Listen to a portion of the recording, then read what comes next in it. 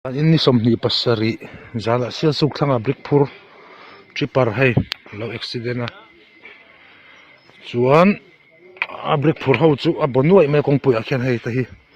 hmeichhe ruang pakhat chuan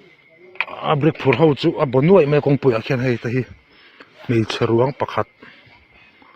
chu lo om to a driver hi lai kongpui a khian lo tlan chhuaka kor bal zekin kha an lo man lowat lo bo le dei to tuna hian pathum kan ni tia pakhat hi kan la hmu lowa kan zong e ka hei pathum kan ni ti se pakhat chu kan hmu to a driver chu atlan chuak ta atlan vo ta chuan vai nia midang pakhat chu hadimen pakhat kan na zong ani hi hei a cheng reng khop mai a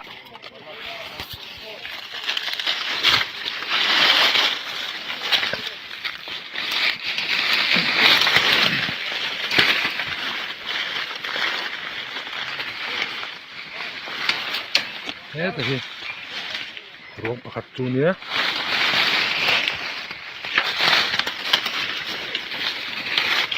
motor number te hi lang lo ni mo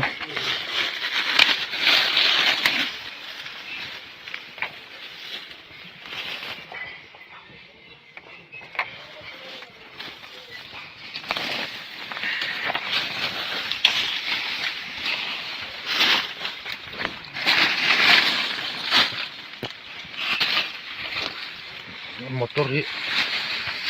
Tata Hiva ania an motor number plate hi om lo tlat mai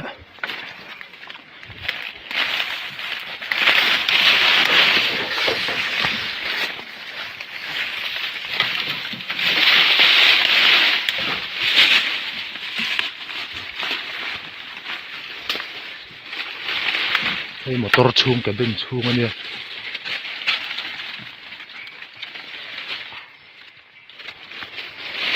cheng mai du tok phot ang